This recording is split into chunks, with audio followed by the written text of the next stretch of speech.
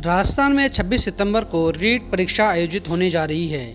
परीक्षा में दोनों लेवल में 25 लाख से अधिक परीक्षार्थी शामिल होंगे। परीक्षा में पेपर लीक रोकने के लिए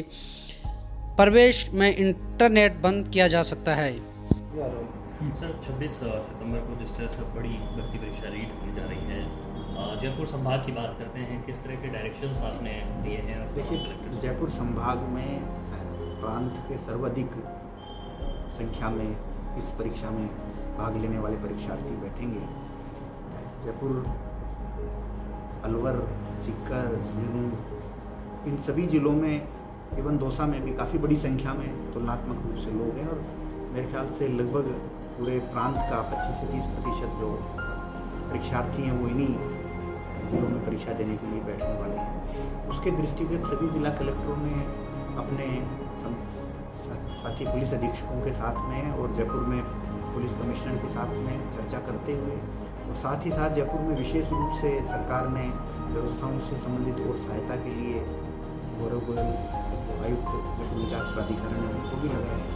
उन सब ने एक अच्छी चर्चा करते हुए और अपनी तैयारियां लगभग सभी जिला कलेक्टर्स ने कर ली हैं, जिनमें 3-4 तरह की मुख्य तैयारियां हैं। सबसे पहले तो जो परीक्षार्थी आने वाले हैं उनके आने के साधनों से संबंधित हैं, तो अगर जिलों में आने जाने के लिए जिस भी जिले के लिए उनको दिया गया है उसके संबंध में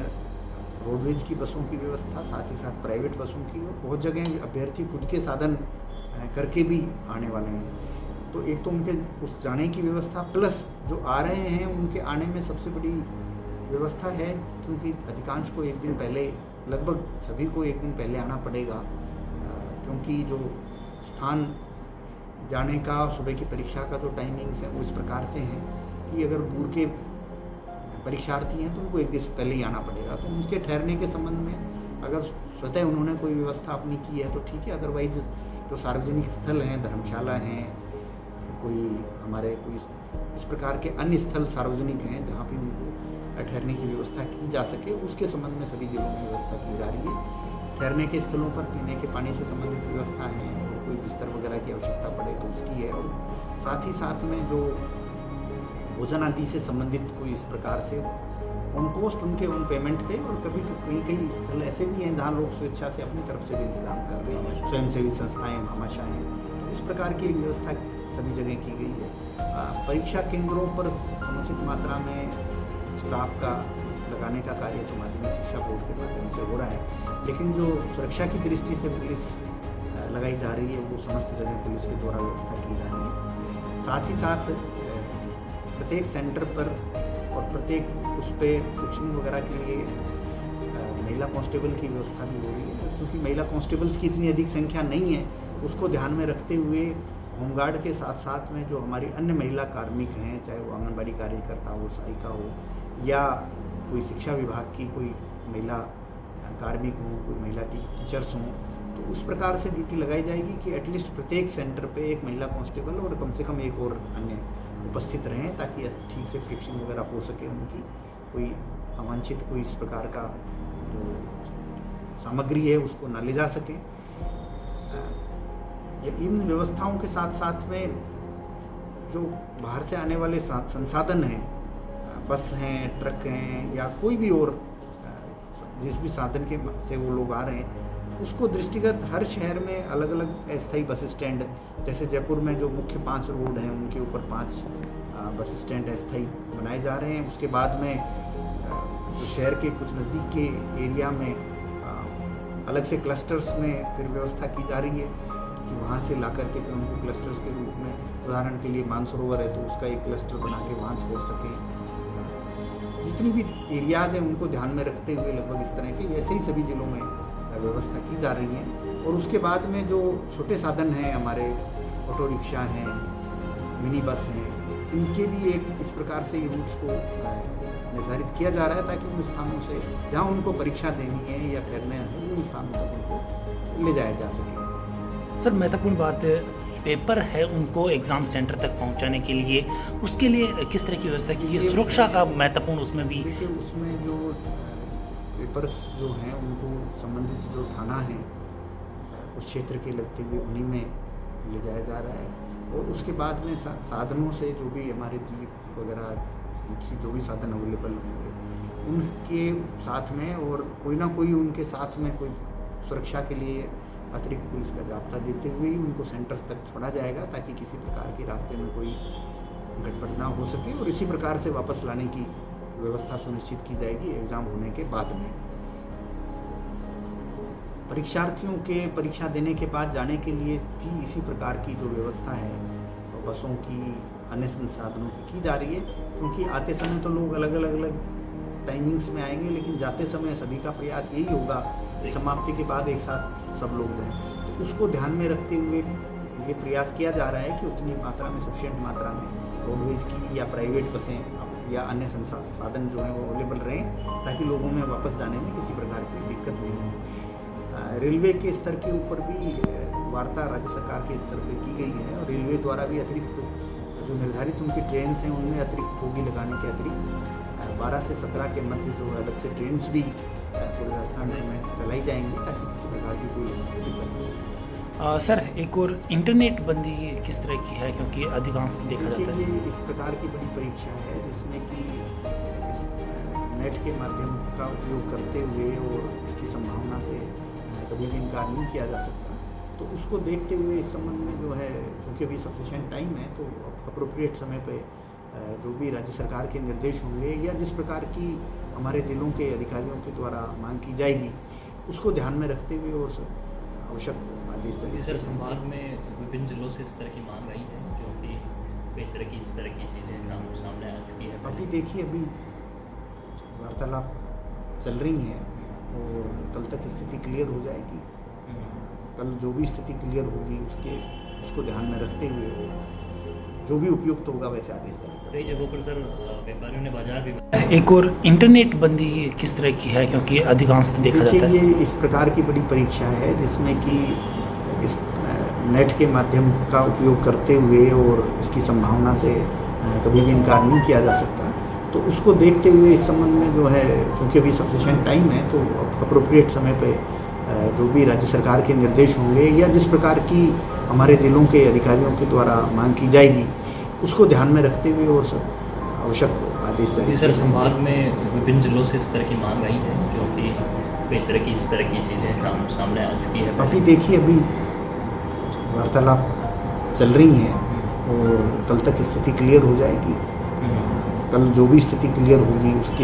उसको ध्यान में रखते हुए और जो भी उपयुक्त होगा वैसे आदेश जारी। कई जगहों पर सर व्यापारियों ने बाजार। अगर व्यापारी समुदाय जो है वो निर्णय लेता है तो निश्चित रूप से उससे कुछ चीज़ें नहीं होंगी। वैसे भी संडे है और उस दिन कोई बहुत अधिक इस प्रकार का वो खरीद फरोख्त का काम होता भी नहीं है, लेकिन ये उनकी स्वेच्छा पे निर्भर है। अगर सामूहिक रूप से कोई निर्णय लिए जाते हैं तो मेरे ख्याल से लाभदायक ही होगा, बाकी ये उनकी स्वेच्छा पर निर्भर है। अभी तक इस प्रकार का एक निर्णय सीकर के व्यापारियों ने लिया है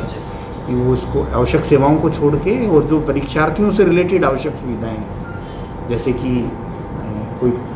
स्टेशनरी की दुकान है या कोई आवश्यक कोई चाय पानी से संबंधित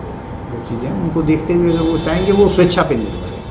सर, एक बात है कि पेपर का जो सेंटर जो भी रहेगा स्टूडेंट्स का, उस सेंटर की सुरक्षा व्यवस्था के साथ चाक-चौबंद होगी, क्योंकि अभी जिस तरह से प्रदेश के हालात देखने को मिले, बीते दिनों में परीक्षाएं रही उसमें, तो ऐसे में किस तरह से कड़ी सुरक्षा व्यवस्था रहेगी? और देखिए, परीक्षा केंद्र के ऊपर तो सुरक्षा व्यवस्था पिछले सभी एग्ज़ाम्स में भी पूरी तरह से समुचित रही है और उसी प्रकार से अभी भी समुचित व्यवस्था रहेगी। और परीक्षा केंद्र पे कोई सुरक्षा से संबंधित व्यवस्था के कारण से कहीं कोई गड़बड़ हुई, ऐसा कोई स्थान किसी भी एग्ज़ाम में देखने को नहीं मिला। जो अवांछित गतिविधि देखने में परीक्षार्थियों की मिलती है, वो तो वर्तमान में चूँकि बहुत से साधन इस प्रकार के अवेलेबल हो गए हैं जिनका उपयोग करके व्यक्ति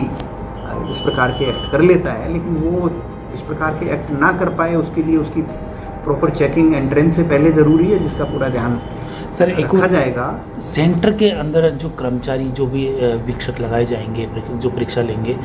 उनकी किस तरह से मॉनिटरिंग की जाएगी? क्योंकि दरअसल कई ऐसे मामले भी आए हैं कि वहाँ से भी पेपर लीक होते हैं। इसके लिए जो है न केवल जो बोर्ड के स्तर के ऊपर फ्लाइंग स्क्वाड्स का गठन किया गया है, बल्कि एरिया को डिवाइड करते हुए ड्यूटी मजिस्ट्रेट्स के रूप में जिला कलेक्टर्स के द्वारा भी टीमें लगाई जाएंगी, जो हर सेंटर पे जाके और इस प्रकार की कोई स्थिति उत्पन्न ना हो उसका ध्यान रखेंगी। और बोर्ड के द्वारा भी जो ड्यूटी लगाई जा रही है वो इसी प्रकार से लगाई जा रही हैं ताकि जिस विद्यालय में या जिस उसमें वो व्यक्ति ऑलरेडी कार्यरत है या शिक्षक के रूप में या किसी भी रूप में उसके स्तर इधर उसको कहीं इधर उधर दूसरी जगह लगाया जाए ताकि इस तरह की कोई स्थिति उत्पन्न नहीं हो। उनको भी अंदर मोबाइल ले जाने की अनुमति रहेगी या नहीं रहेगी? क्योंकि देखिए, कुछ जो परीक्षार्थी परीक्षा स्थल जो है उसमें जो कमरों में इन्विजिलेटर्स बैठ रहे हैं, निश्चित रूप से उनके लिए ये नहीं रहेगी कि वो मोबाइल अंदर ले जा सकें, लेकिन कुछ के लिए तो कार्य की दृष्टि से भी ज़रूरी है। मान लीजिए जो परीक्षा को आयोजित करने वाली जो टीम है उसके लिए तो स्वाभाविक रूप से ज़रूरी है, क्योंकि उसको इन्फॉर्मेशन देनी और लेनी पड़ती है टाइम टू टाइम, तो उनके लिए तो स्वाभाविक रूप से उनका रहेगा। लेकिन जो इन्विजिलेटर के रूप में परीक्षा केंद्र के अंदर जा रहा है उसके पास नेचुरली उनको 26 सितंबर को रीट की एग्ज़ाम आयोजित हो जा रही है। किस तरह की तमाम तैयारियां अब तक जिला प्रशासन की ओर से हैं, क्योंकि पारदर्शिता तरीके से एक महत्वपूर्ण जिम्मेदारी है, बड़ी एग्ज़ाम होने जा रही है। रीट के संदर्भ में हमें सभी स्टेक होल्डर्स के साथ में चर्चा करके 2 मीटिंग आयोजित की जा चुकी हैं, तो उसके संदर्भ में विस्तृत प्लान बना लिया गया है और उसमें पुलिस और प्रशासन की व्यवस्थाओं के संदर्भ में निर्देश भी जारी कर दिए गए हैं। करीबन 2.5 लाख बच्चे जो है कैंडिडेट्स एक पारी में एग्ज़ाम देंगे और करीबन 69 ऐसे हैं जो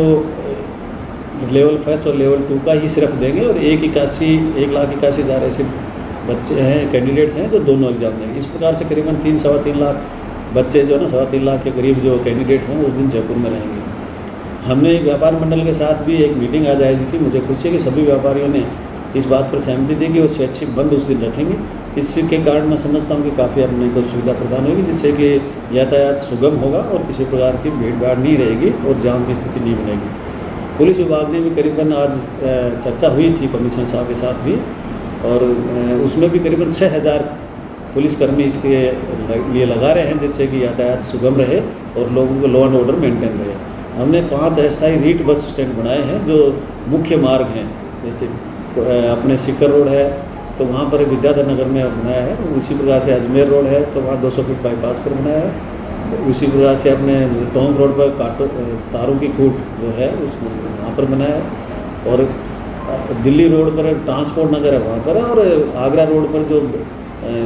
इसके रोडवेज की जो वर्कशॉप है उसके पास में जो सर्कल है वहाँ पर अस्थायी बस स्टैंड उनको बनाया गया। सर, बड़ी संख्या में अभ्यर्थी आएंगे, दूर दराज क्षेत्र में भी एग्जाम है, ग्रामीण एरिया में, ऐसे में शेल्टर होम या फिर उनके रहने की, या फिर क्योंकि पहले दिन जो भी ये लोग, मैं समझता हूँ कि मुख्य रूप से जो भी आदमी आता है उससे पहले अपनी व्यवस्थाएं वो सोच के आता है, उन्होंने कर भी रखी होगी।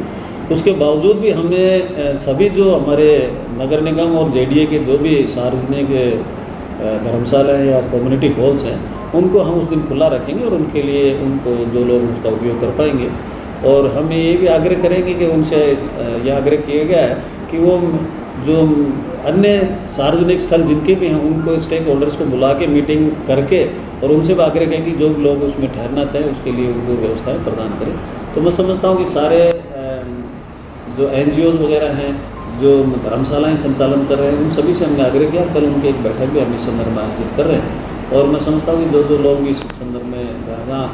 जिनको आवश्यकता होगी वहाँ पर वो लोग अपना व्यवस्था करते हैं।